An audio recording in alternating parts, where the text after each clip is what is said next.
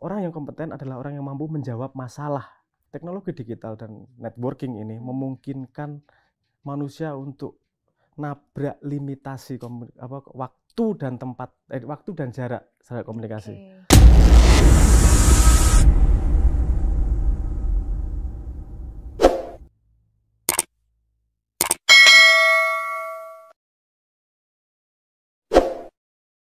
Oke, ketika kita melihat konteks ini berarti tadi ya kita percaya di ranah sosial media itu terlihat egaliter ya, semua ilmu itu sama dan teman-teman dari Symbolic ID memang ingin mengerucutkan itu sekaligus mengkader ya, bagaimana seorang ahli pertanian bisa membuat ahli-ahli baru seperti betul, itu ya. Betul. Kita ada ruang publik yang bisa menemukan expert dengan orang-orang yang ingin bergelut di bidang itu secara secara militan ya. Mereka secara militan 6 tahun di sungai, 6 tahun di pedalaman. Ini dia sudah punya semangatnya nih.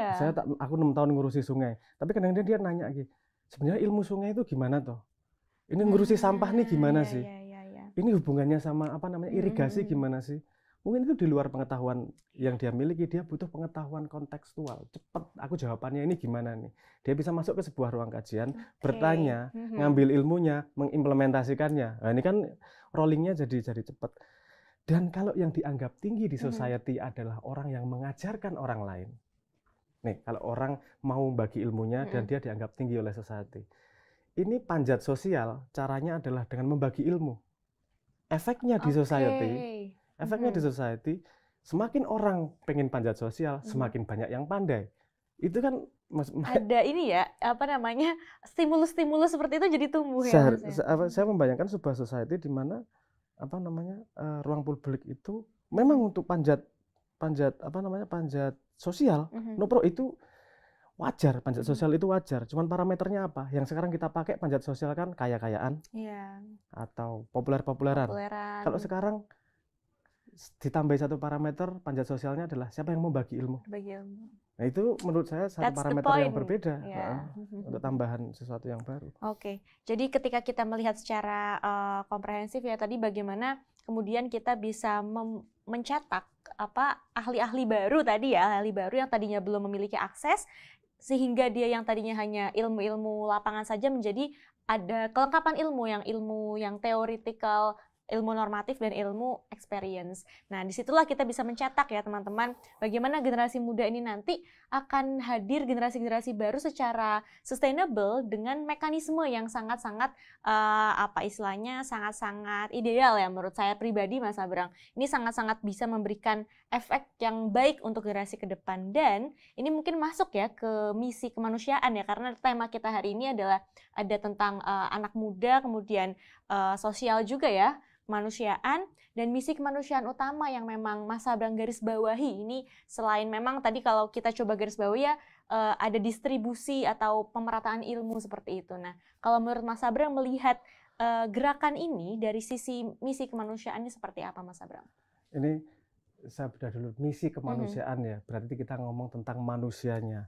Manusianya kalau ditabrakkan dengan waktu, manusia yang sekarang, yang kemarin, yang besok, yang berikutnya, berarti kan panjang nih, nggak cuma pada satu momentum, karena ngomongnya manusia, manusia panjang. Jadi yang pengen ditawarkan oleh Symbolic, yang dari ini hipotesis ya, saya nggak ngomong ini pasti benar, tapi society gitu biasanya punya hipotesis. Ini hipotesis yang kita pengen tawarkan adalah membangun sebuah society yang didasarkan pada salah satu parameternya adalah itu tadi, expertise dan kemauan untuk membagi ilmu. Ini berangkat dari mana sih? Ini berangkat dari pemikiran ini aja sebenarnya. Kita mengamati proses evolusi. Ini agak melebar ya sedikit, tapi agar tahu kenapa ini berhubungan dengan manusia. Proses evolusi kan begini. Harimau, singa misalnya, singa yang terkuat akan punya kesempatan untuk punya keturunan. Generasi berikutnya akan mewarisi sifat kekuatan itu. Oke. Nah, kalau di alam kan gampang. Siapa yang paling lama bertahan hidup dan dominan paling kuat, dia akan bertahan dan menurunkan anak. Si anak akan lebih adaptif karena yang paling kuat adalah yang paling adaptif. Nah, ini di dunia manusia kan juga seperti itu. Yang dianggap tinggi oleh society akan direplikasi oleh generasi berikutnya secara ideas. Idolanya siapa? Pasti yang diikuti udah idolanya. kalau idolanya orang kaya, dia akan mencoba menjadi orang kaya berikutnya. Yang bertindak sama dengan orang kaya itu. Dan bahkan diekspansi strategi untuk menjadi kayanya, dia pelajari, dia tambahin lagi kan, kaya boleh. Misalnya popularity. Kita lihat lagi-lagi garis bawah, saya nggak masalah ya dengan popularity. Cuman ada efeknya gini juga. Yang dianggap tinggi adalah popularity. Generasi berikutnya mengidolakan orang-orang yang populer, dia akan mengadopsi cara-cara itu dan kemudian mereplikasi dan mengembangkan teknologi, strategi untuk agar lebih populer itu tadi. Saya simbolik membayangkan kalau yang dianggap tinggi oleh society, adalah orang-orang yang mau berbagi ilmu dan memang kompeten. Generasi berikutnya akan lebih membagi ilmu dan lebih kompeten lagi. Ini secara manusia, ini secara tadi misi kemanusiaan, ini regenerasinya akan berdasarkan kompetensi. Kan gitu. Ya ini misi kemanusiaan sebenarnya itu. Karena kalau menurut saya kalau regenerasinya berdasarkan kompetensi, yang artinya gini, orang yang kompeten adalah orang yang mampu menjawab masalah. Jadi ketika banyak orang mampu menjawab masalah secara society, tingkat adaptasi terhadap perubahan akan sangat cepat, akan lebih cepat. Karena kedepannya perubahan pasti akan lebih cepat lagi. Kalau kapasitas adaptif masyarakat kita tidak tinggi, akan ketinggalan terus nih. Gimana meninggikan dengan parameter itu tadi? Dan ini nggak mungkin hanya dengan simbolik, ini butuh conformity, butuh kita semua gitu. Misalnya paling gampang gini lah, sorry agak saya tambahin lagi anak kalimat. Misalnya gini, ada kalimat di hadis mengatakan bahwa serahkan sesuatu kepada bukan ahlinya, maka tunggu kehancurannya. Serahkan sesuatu kepada ahlinya. Misalnya gini, pemilihan camat. Kamu punya masalah apa nih menurutmu di lokalmu? Aku punya masalah sama urusan pertanian. Cari camat yang kompeten di dunia pertanian. To solve that problem. Akan solve problem itu karena dia punya kompetensinya. Dan ini orang yang berangkat ke situ memang dia sudah membangun kapasitasnya, dia ngajari orang lain, sehingga akan teramplifikasi kemampuannya. Kalau kita sekarang milih orang yang ngurus saja nggak punya kompetensi, berharap masalah tiba-tiba selesai, itu kan ya mimpi. Jadi metodologi ke sana gimana sih? Ya kita harus mencari nih, karena kita nggak tahu nih orang yang pintar sebenarnya di mana sih? Bisa di ujung sana, bisa di kampung mana, cuman tersebar lah ya secara abstrak. Iya, sangat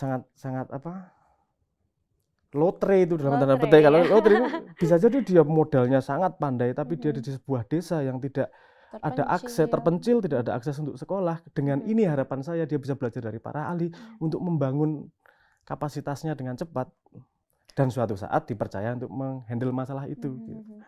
Luar biasa. Jadi mungkin yang hendak saya garis bawahi di sini adalah bagaimana mungkin agak saya kaitkan ya dengan higher order thinking skills ya, yang mana perubahan dari lower order thinking skills ini ke higher adalah salah satunya tadi Mas Noh Sabrang sebutkan adalah solving problems, yang tadinya kita hanya ya sudah metode edukasi kita ya menghafal, kemudian ya udah aplikasi, tapi saat ini kita menganalisis, kemudian berdiskusi ya, sekaligus mengkader keilmuan-keilmuan baru di generasi berikutnya, dan yang terpenting adalah solving the problems, pemecahan masalah. Nah, di sini mungkin kita melihat bagaimana, ini masuk nih Mas ke variabel kedua, teknologi. Bagaimana Mas Sabrang ini melihat inovasi teknologi saat ini yang dapat kita memang gunakan ya sebagai terobosan, khususnya di teman-teman Symbolic ID ini kan juga menggunakan platform teknologi ya. Bagaimana kemudian Mas Sabrang melihat ilmu pengetahuan atau sains ini atau teknologi ini dalam menjawab persoalan, dalam memecahkan masalah yang sangat-sangat kompleks yang tadi sudah kita bahas. Kalau dari perspektif teknologi seperti apa, Mas? Sekarang kalau kita ngomong sampai AI, sampai blockchain, kemungkinan seperti itu nanti akan terlalu jauh akan sangat berat. Saya akan paling fundamennya dulu, fundamennya bahwa teknologi digital dan networking ini memungkinkan manusia untuk nabrak limitasi waktu dan tempat, waktu dan jarak komunikasi. Itu kan belum terjadi sebelumnya tuh. Mau pakai surat nunggu seminggu balasannya, ini instan ya semuanya. Nah, speed komunikasi ini sangat punya sangat punya potensi untuk bisa terjadi diskursus yang cepat dan dari mana saja. Walaupun ini juga punya potensi untuk kita jadi snap judgment. Ngelihat satu tulisan sudah punya judgment, ngelihat satu tulisan punya judgment, itu juga resiko yang harus dipikirkan. Gimana ya mencari jalan objektifnya? Ya simbolik itu mencoba menggunakan platform teknologi ini untuk mengimplementasikan Ki Hajar Dewantara ini loh. Yang efeknya nanti pada regenerasi society, milih pemimpin kayak milih siapa yang ngurusi masalah kayak dalam otomatis itu juga terjadi pendidikan massal dalam tanda petik lah. Oke. Jadi di situ ya kita temukan teknologinya sudah sangat jelas bagaimana kita menggunakan speed of teknologi ini, speed of communication juga dalam mengkoneksikan ilmu-ilmu tadi yang sudah kita bahas. Dan apalagi Mas? Ada problem utamanya dari speed komunikasi adalah kurasi. Problem utamanya dulu ketika komunikasinya, cara transmisi ilmunya masih lambat. Kalau kita nerima buku, itu bukunya sudah dikurasi itu. Buku pelajaran sekolah itu sudah dikurasi oleh para ahlinya, sehingga dia bisa sampai ke tangan kita di sekolah, itu sudah melalui filter-filter luar biasanya. Verified lah ya. Sekarang kan ada informasi baru udah langsung di depan mata nih. Tanggung jawab kurasi yang tadinya dipegang oleh sekelompok orang yang ahli, sekarang dilimpahkan kepada kita sendiri untuk mengkurasi, memfilter itu. Dan saya nggak ngomong bahwa orang nggak bisa memfilter, itu pekerjaan yang memang sangat susah memfilter itu, karena tidak ada satu orang pun yang ahli di semua bidang. Makanya di sini juga mencoba menjawab itu. Yuk kita saling bantu kurasi. Urusan kesehatan, aku minta bantuan komunitas kesehatan. Untuk urusan perikanan, saya minta komunitas perikanan yang membantu saya kurasi. Jadi saling membantu ini terhadap kurasi. Jadi kita masih bisa memanfaatkan speed komunikasi tanpa kehilangan kemampuan kurasi. Harapannya kan gitu. Itu ya, berarti semangatnya sudah sangat jelas teman-teman. Tadi sudah kita bahas kemanusiaan ya, misi kemanusiaan sudah, kemudian misi yang memang sifatnya sains ya, teknologi pun lintas generasi kita akan menurunkan ilmu-ilmu bermanfaat ini.